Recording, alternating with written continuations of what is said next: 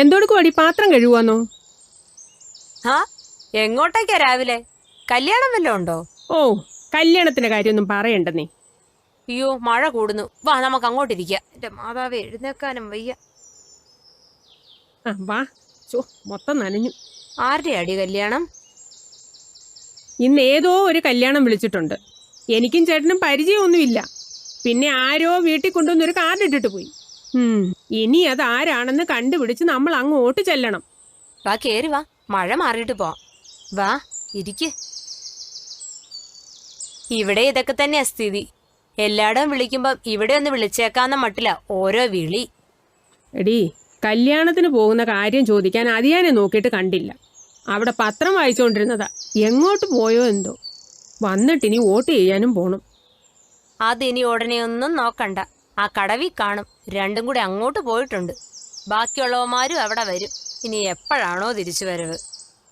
അപ്പൊ ഇന്നത്തെ കല്യാണത്തിന്റെ കാര്യവും ശരിയായി. വെറുതെ പോയാൽ മതിയെങ്കിൽ ഞാനങ്ങ് പോയേനെ. പൈസ കൊടുക്കണ്ടേ? അങ്ങേര് കൂട്ടുകാരെ കാണാൻ പോകുന്നതിന് എനിക്കൊരു വിരോധവും ഇല്ല.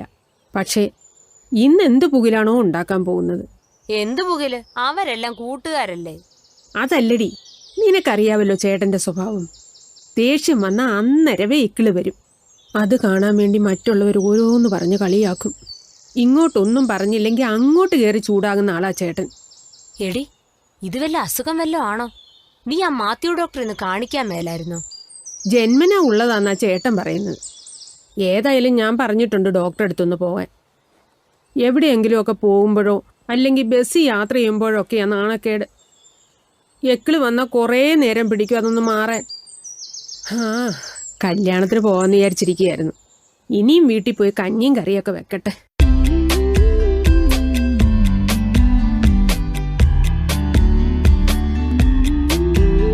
എന്നാ ഞാൻ പോട്ടെ എടി. ശരി.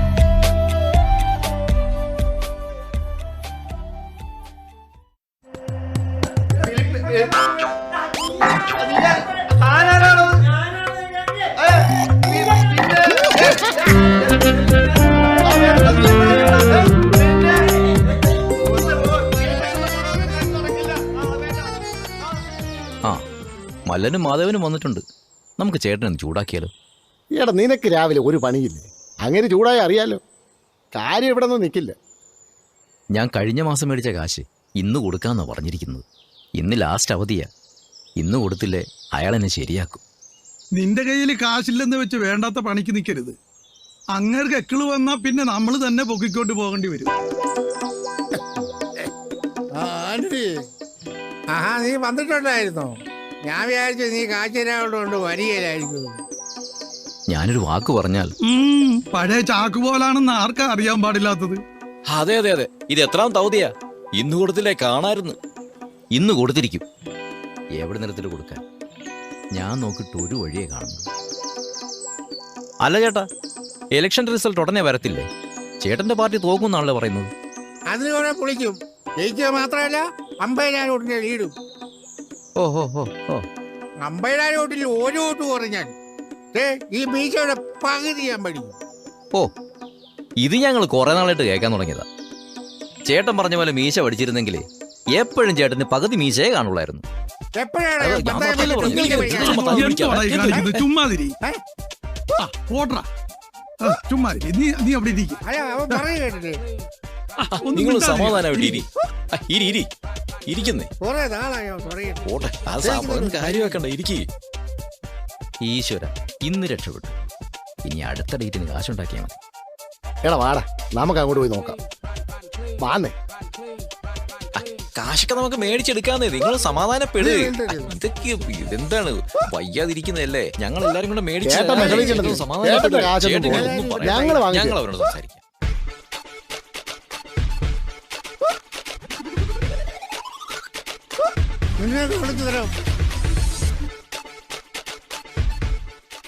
ഇപ്പഴാ ഇവന് സമാധാനമായത്.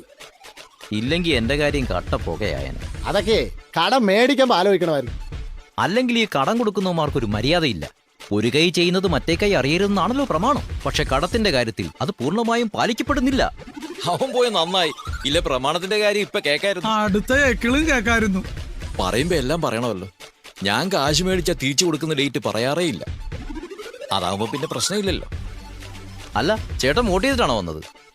രാവിലെ പോയി ചെയ്യണം, അല്ലെ വേറെ ആരെങ്കിലും വന്ന് കുത്തിയേച്ച് പോകും. ഓ, ഞാൻ രാവിലെ തന്നെ അങ്ങ് പോയി ചെയ്യും. കുറച്ചു നേരം എങ്ങാനും കഴിഞ്ഞിരുന്നെങ്കിൽ. അല്ല, പരേതാത്മാക്കളൊക്കെ വോട്ട് ചെയ്യാൻ വരുന്ന ദിവസമാണല്ലോ ഇന്ന്. അത് ശരിയാ, അവരൊക്കെ ചെയ്തിട്ടും പോളിംഗ് 70% പോലും ആയിട്ടില്ല. മരിച്ചവരോ പോട്ടെ, ജീവിച്ചിരിക്കുന്നവരുടെ അതിലും കഷ്ടമാണ്. പത്രത്തിൽ കണ്ടില്ലേ, ഒരാൾ വോട്ട് ചെയ്യാൻ ചെന്നപ്പം അയാളുടെ വോട്ട് ചെയ്തിട്ട് വേറൊരുത്തം പോയി. അവനാണ് ഒറിജിനൽ എന്ന് പറഞ്ഞിട്ട് ഓഫീസർ സമ്മതിക്കത്തില്ലതേ. ഒടുവിൽ ബഹളമായി, അയാളാണോ ഒറിജിനൽ, ഇയാളാണോ ഒറിജിനൽ. അതുകൊണ്ടേ എല്ലാരും വീട്ടിലോട്ടൊന്ന് വിളിച്ചു പറഞ്ഞേര്, കാലത്തെ തന്നെ അങ്ങ് വോട്ട് ചെയ്യാൻ.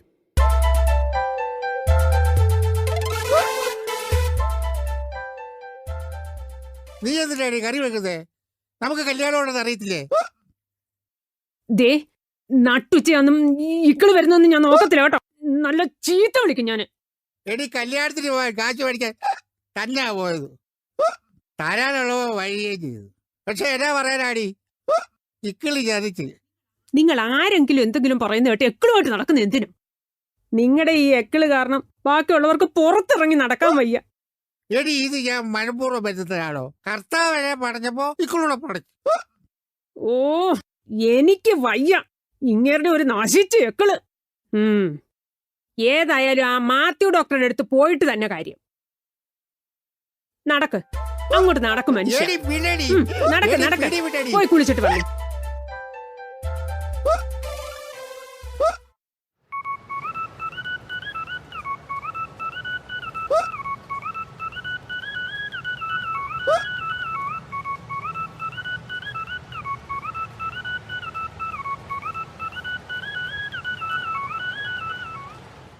ഈ കാലത്ത് എന്തിനാ ചികിത്സയില്ലാത്തത്?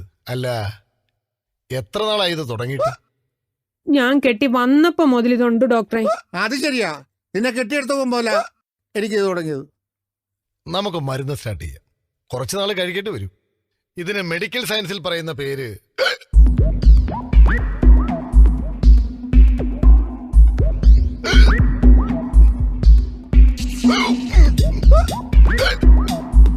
പേടിക്കട്ട, ഇതിടയ്ക്ക് വരുന്നതാ. നിങ്ങൾ പേടിക്കണ്ട, ഡോക്ടറുടെ എക്കിള് ഇപ്പം മാറും. ഡോക്ടർ മിടുക്കനാ.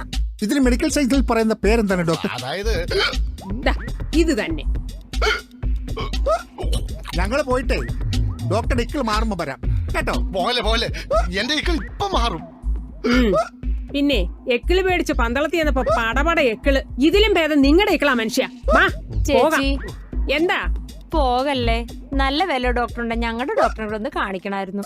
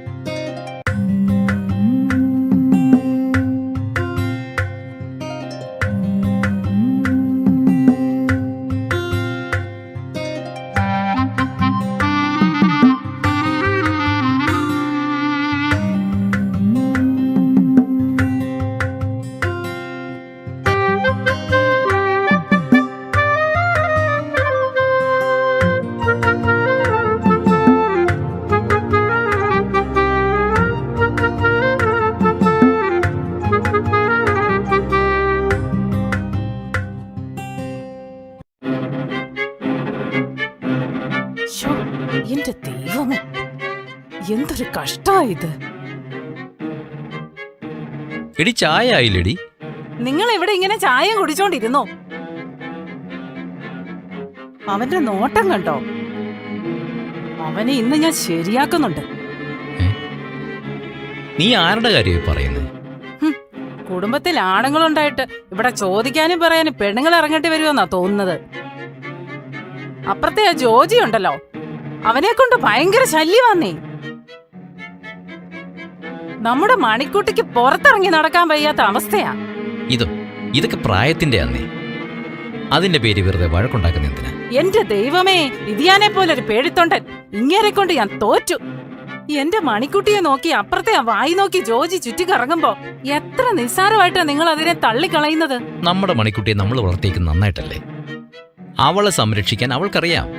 നീ അതോർത്ത് വിഷമിക്കണ്ട. നിങ്ങൾക്ക് നാണമില്ല മനുഷ്യ. എന്റെ മണിക്കുട്ടിക്ക് എന്തെങ്കിലും സംഭവിച്ചാലുണ്ടല്ലോ പിന്നെ ഞാൻ ജീവിച്ചിരിക്കത്തില്ല, പറഞ്ഞേക്കാം. നിങ്ങൾ അപ്പുറത്ത് പോയി ആ വായി നോക്കി ജോജിനെ താക്കീത് ചെയ്തില്ലെങ്കിലേ ഇന്ന് ഇവിടെ നിന്ന് ഒന്നും കഴിക്കാൻ കിട്ടത്തില്ല. ചോറ് ഇവിടെയും കൂറ് അവിടെയും. അത് ശരിയാവത്തില്ലല്ലോ.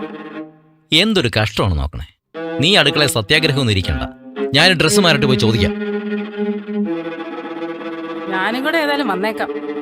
ഞാൻ ഈ ഡ്രസ്സൊന്ന് മാറട്ടെ. ഇന്ന് അവന്റെ അന്തിവാ.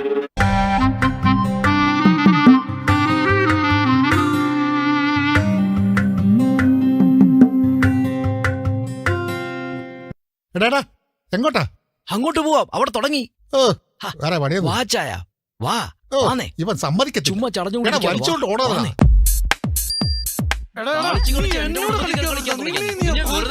എടാ വളർത്തുമ്പോ മര്യാദക്ക് വളർത്തണം, അല്ലാതെ ഞാൻ എന്റെ മര്യാദയ്ക്ക് മെക്കിട്ട് കയറിയല്ല വളർത്തിയത്. വേണ്ടത്. നിന്റെ എടാ, വളർത്ത നിന്റെ ദോഷമാ. ഭാര്യ പറയുന്നത് നിന്റെ കേട്ടിട്ട് എന്റെ ഇങ്ങോട്ട് ഭാര്യ വന്നാ പറയാനുണ്ടല്ലോ. നീ നിന്റെ വിവരം അറിയും. മണ്ണിക്കട ഉരുളും. എടാ, വിടടാ. എടാ, വിടടാ. നീ ഇങ്ങോട്ട് മാറി. അവിടെ സൂക്കാണ് ഞാൻ നിനക്ക് കൊടുക്കാം. നീ ഇങ്ങോട്ട് വാടാ. നീ എന്നാ വളർത്തോണ്ട് വാടാ പറയുന്ന പെങ്കോസ. എന്തുമായി രണ്ടും കൂടെ കാണിക്കുന്നേ? മാറി നിൽക്കണ. രണ്ടും കൂടെ കടിപടി കൂടാതെ മാറണം. ഇവിടെ രണ്ടും കൂടെ എന്റെ പടലിൽ കുടിക്കാതെ മാറണം. എടാ നിർത്താതെ. എന്താണ് ഒരു മണിക്കുട്ടി. ഇവനെ ഞാൻ കൊല്ലും. വിളി. പിന്നെ നീ ഞൊട്ടും. അവനെ ഇങ്ങോട്ട് വിടും. അവന്റെ പരിപ്പ് ഞാൻ ഇളക്കും. എടാ എന്തിനാടാ ഈ രണ്ടും കൂടി കടിപിടി കൂടുന്നേ? ചുമ്മാ അരമണിക്കൂർ കഴിയുമ്പോ വഴക്കുണ്ടാക്കിയമാർ രണ്ടും കൂടെ ചായക്കട ഇരിക്കുന്ന കാണാം. അത് ശരിയാ. ഇന്നെന്താ പ്രശ്നം? അമ്മേ എന്താ വഴക്കുണ്ടാക്കാതെ കേറി വാമേ. നീ കേറിപ്പൊടി. നിന്റെ അപ്പനെ അമ്മനെ വിളിച്ചോണ്ട് കേറിപ്പോടാ. നിനക്ക് നിന്റെ അപ്പനെ അമ്മനെ വിളിച്ചോണ്ട് പോയിക്കൂടെടി? ഡാ ഇന്നത്തെ സ്റ്റേജ് ഷോ കഴിഞ്ഞെങ്കിൽ വാടാ. നല്ല ചൂട് പഴംപൊരി തരാം. ഓ അത് തിന്നുന്നതിലും ഭേദം ഞങ്ങള് തമ്മിൽ തല്ലിച്ചാകുന്നതാ. എന്നെ തല്ലിയ നീ ഇവിടെ നടന്നു പോകല, എഴഞ്ഞേ പോവുള്ളൂ. ആ ആരാ ഇടയിന്ന് കാണാം. ആ എഴയാനാണെങ്കിലേ ടോമിയുടെ നിങ്ങൾ രണ്ടും കലക്ക് മേടിച്ച് അടിയടാ. കൊലക്ക് വിൽക്കുന്നതിന്റെ എടാ മിണ്ടായിരിക്കടാ. എടാ പോട്ടറാ. എന്റെ ദൈവമേ കഴിയാറായെന്ന് തോന്നുന്നു. കുറെ നേരം തുടങ്ങിയിട്ട് ഇല്ല, ഒരു 10 മിനിറ്റ്. അല്ല നീ എന്നാ കാരണം എന്താണെന്ന് അവർക്ക് പോലും അറിയത്തില്ല. കാര്യം എന്നാന്ന് ഞാൻ ഇപ്പൊ പറയിക്കാം. ഇനിയെങ്കിലും കാര്യം എന്നാന്ന് അയ്യോ. പറയാം. അയ്യോ നിങ്ങളിത് കേക്കണം. ഞാൻ പൊന്നെ പൂവെന്നും പറഞ്ഞ് വളർത്തിക്കൊണ്ട് വന്നതാ എന്റെ മണിക്കുട്ടിയെ. ഓ മണിക്കുട്ടിയെ, ഇവന്റെ ജോജി നിന്നെ ഞാൻ. പിന്നെ എന്റെ ജോജി എന്തെങ്കിലും പറഞ്ഞാലുണ്ടല്ലോ, എട്ടും പൊട്ടും തിരിയാത്ത കൊച്ചു പയ്യനാ എന്റെ ജോജി. കൊച്ചു പയ്യനോ? ഇവനോ? ഇവനല്ല, പിന്നെ ദേ അതാ മണിക്കുട്ടിയും ജോജി പോനും. ആ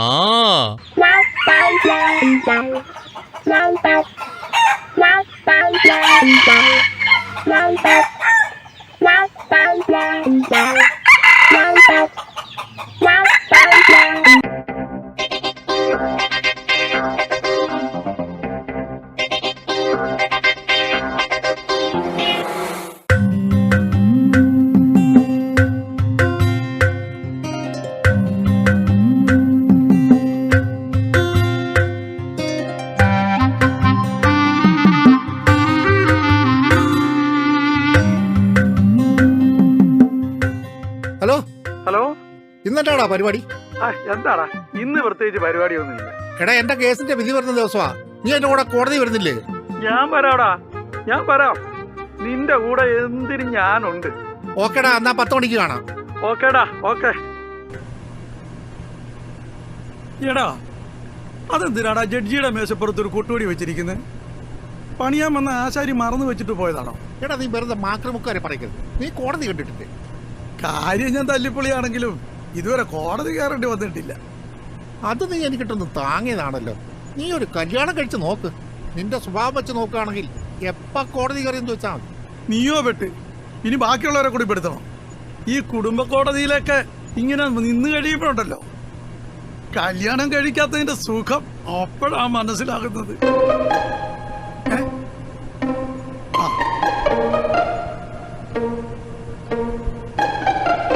താൻ ഇവിടെ വന്നിരിക്കണം. തന്നെയും കാത്തി ഞാൻ എത്ര നേരം ഓഫീസിൽ പോയി ഇരുന്നെന്നറിയോ? പിന്നെ ഓട്ടോ വിളിച്ച ഞാൻ വന്നത്. ഞാൻ വിചാരിച്ചു സാർ ഇവിടെ വരുമ്പോ കണ്ടാ മതിയായിരിക്കുമെന്ന്. ഇതാണോടോ മര്യാദ? എടോ, താനും തന്നെ ഭാര്യയായിട്ടുള്ള കേസ് നടത്താൻ വേണ്ടി വന്നത്, അല്ലാതെ ഞാനും എൻ്റെ പെണ്ണുമ്പിള്ളയായിട്ടുള്ള കേസ് നടത്താൻ വേണ്ടിയിട്ടല്ല. തെണ്ടി ഞെളിഞ്ഞു വന്നിരിക്കുക. അയ്യോ സാറേ, ഞാൻ അങ്ങനെ ഒന്നും വിചാരിച്ചില്ല. തന്റെ മട്ടുപോകാൻ കൊണ്ട് അങ്ങനെയല്ലോ തോന്നുന്നു. കൃത്യസമയത്ത് ഒന്ന് ഞെളിഞ്ഞിരിക്കാൻ താൻ ഇവിടുത്തെ ജഡ്ജിയാണോ?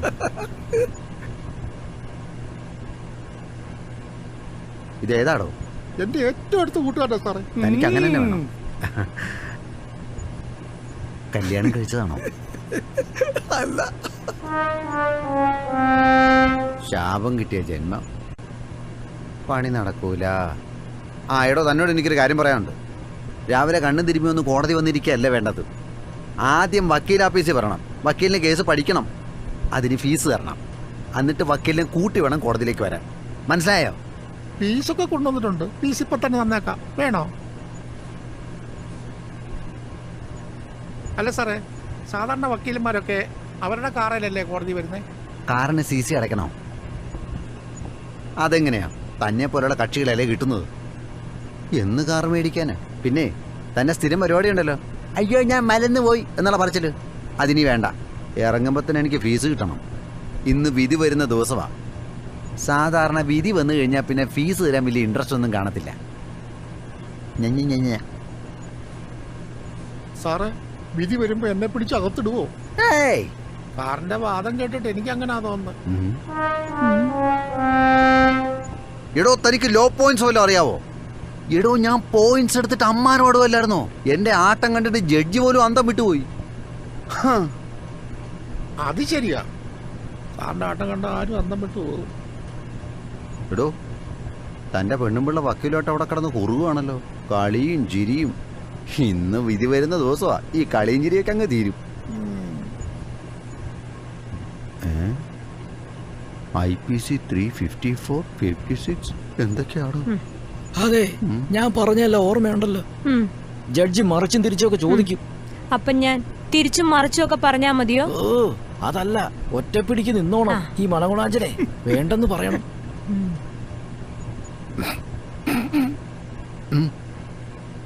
ഈ മണഗുണാഞ്ചെന്ന് വിളിച്ചത് തന്നെയല്ല, തന്നെയാ.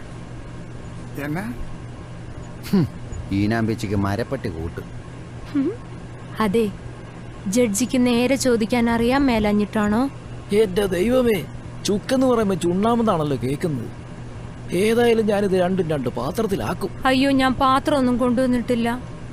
ഓ, എന്റെ വിഡ്ഢിക്കുഷ്മാണ്ടമേ, ഈ കേസിന്ന് തീർത്ത് നിങ്ങളെ പിരിച്ചു തരാന്നാ ഞാൻ പറഞ്ഞത്. എന്നെ ചീത്തയൊന്നും പറഞ്ഞതല്ലോ. എനിക്ക് മലയാളം അത്ര ഫ്ലുവന്റ് അല്ല. ഓ, ഇത് കേട്ടാ തോന്നുന്നു ഇംഗ്ലീഷ് ഫ്ലുവന്റ് ആണെന്ന്. ഓ, അതറിയാൻ മേലാത്തോണ്ട് അത്ര പ്രശ്നമൊന്നുമില്ല. ജഡ്ജി വരുമ്പോ പൊട്ടത്തിലൊന്നും എഴുന്നള്ളിക്കല്ലേ.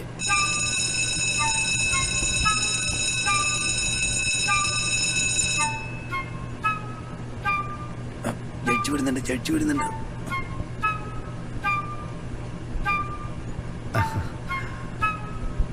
എടാ പൊട്ടന്മാരെ, എഴുന്നേക്ക്, ജഡ്ജി വന്നിട്ടുണ്ട്. ഫൈൻ അടിക്കും, ഫൈന്.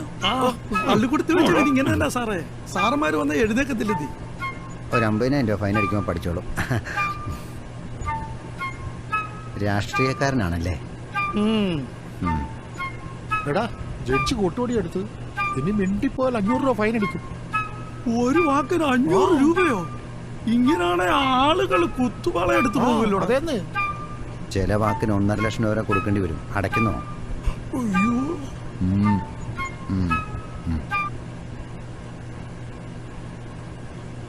IP 222/2023 hearing. പ്രതി സുകുമാരൻ, വാദി വനജ.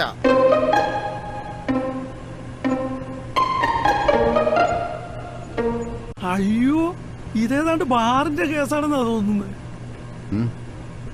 വിവരമില്ലായ്മ അലങ്കാരമായിട്ട് കൊണ്ടു നടക്കരുത്. മിക്കവാറും ഫൈൻ മേടിച്ചോണ്ടേ പോത്തും. എടാ, ഇത് ബാറിന്റെ കേസ് അല്ല, ഏതോ കേസിന്റെ നമ്പരാ. ഓ, ഫൈനൽ ഹിയറിംഗ് ആണല്ലേ? അതെ സർ. വക്കീലന്മാർ രണ്ടുണ്ടല്ലോ. യെസ്. രണ്ടുപേരും കറക്റ്റായിട്ട് എത്തിയിട്ടുണ്ടല്ലോ. രണ്ട് കുടുംബങ്ങളും തമ്മിൽ പിരിക്കാൻ എന്തൊരു ഇൻട്രസ്റ്റ് ആണെന്ന് നോക്കണം. Start hearing.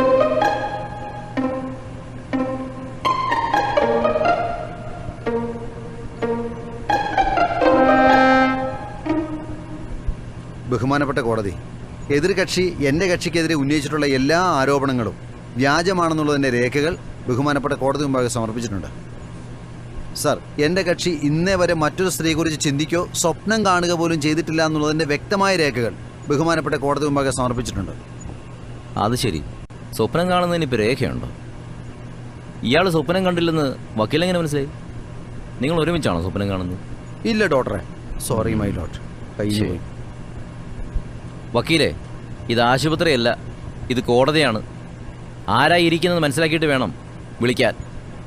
I object your honour. എന്തേ ഞാൻ പറഞ്ഞ് ഇഷ്ടപ്പെട്ടില്ലേ? അയ്യോ സാറിനെ അല്ല, ഈ വക്കീല് പറഞ്ഞാ ഇഷ്ടപ്പെടാഞ്ഞ്. Thank you sir. Yes produce. ഇവന്മാർ എന്നെ കൂടെ തെറ്റിക്കും. Yes proceed.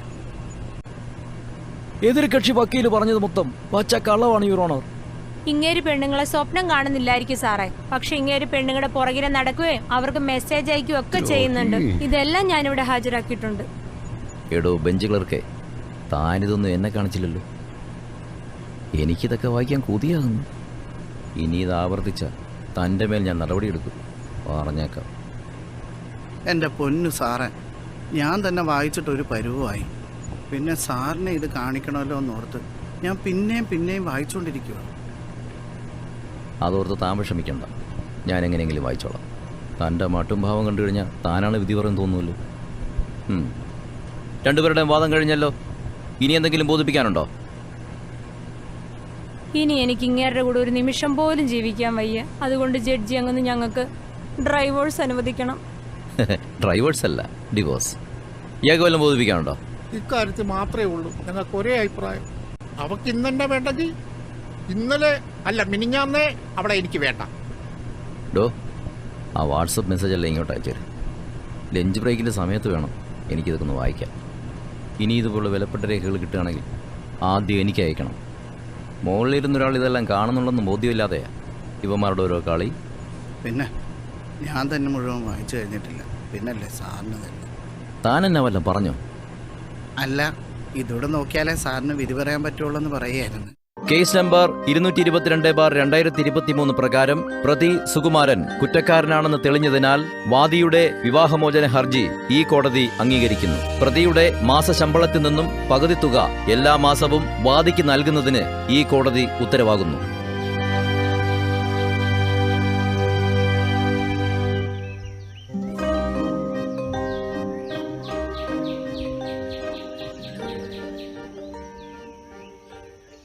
എനിക്ക് മനസ്സിലാവുന്നില്ല, എനിക്ക് വിശ്വസിക്കാൻ പറ്റുന്നില്ല ഇങ്ങനൊരു വിധി.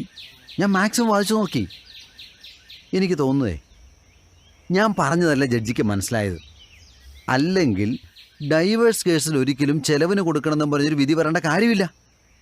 സാർ ഉദ്ദേശിക്കുന്ന ഒന്ന്, പറയുന്ന വേറൊന്ന്. അത് തന്നെ. ജഡ്ജിക്ക് മനസ്സിലാവുന്നത് മറ്റൊന്ന്. പരമാർത്ഥം. എന്റെ പൊന്നോ, ദൈവം ചെയ്ത് സാർ കൊലപാതക കേസിനൊന്നും പോരും. ചിലപ്പോ വെറുതെ വിടേണ്ട പ്രതിക്ക് വധശിക്ഷ വരെ കൊടുക്കും. ആ നാക്കൊന്ന് കാണിച്ചു. നാക്ക് എന്തൊരു കരുനാക്ക്. അയ്യോ. എന്നാലും മാഷിന്റെ അവസ്ഥ ഓർത്ത് എനിക്ക് സങ്കടം വരുന്നു. ഇനി എല്ലാ മാസവും ശമ്പളത്തിന്റെ പാതി അവൾക്ക് ചെലവായിട്ട് കൊടുക്കണമല്ലോ. ദേ ചിരിക്കുന്നു, ദേ കരയുന്നു. ഓട്ടൊന്ന് പേടിക്കണ്ട. അപ്രതീക്ഷിതമായിട്ട് ഇങ്ങനൊരു വിധി വരുമ്പം ഒരു നിമിഷം നമുക്ക് എന്ത് ചെയ്യണമെന്നറിയാതെ ഇങ്ങനൊരു വിഭ്രാന്തിയിലേക്ക് എത്തിപ്പെടാം. ഇത് നോർമലായില്ലെങ്കിൽ മാത്രം നമുക്ക് ഷോക്ക് അടുപ്പിക്കുന്നതിനെ കുറിച്ച് ചിന്തിച്ചാൽ മതി കേട്ടോ. നോക്കാം വക്കീൽ സാറേ, കക്ഷിയുടെ കാശും പോയി ബോധവും പോയെന്നാ തോന്നുന്നത്. എന്റെ ബോധം ഇത് ചിരിയാണോ കരച്ചിലാണോ? സന്തോഷം കൊണ്ടുള്ള ചിരിയാ സാറേ. എന്റെ ശമ്പളത്തിന്റെ മുഴുവൻ കാശും അവള് കൊണ്ടുപോയിക്കൊണ്ടിരിക്കുകയായിരുന്നു. ഇനിയെങ്കിലും പകുതി കാശ് എനിക്ക് കിട്ടുമല്ലോ സാറേ. അതിഷ്ടായി. ഇതാണ് ഈ കുളൂരാ വക്കീലിന്റെ പ്രത്യേകത. പരാജയപ്പെട്ട ചരിത്രമേ ഇല്ല.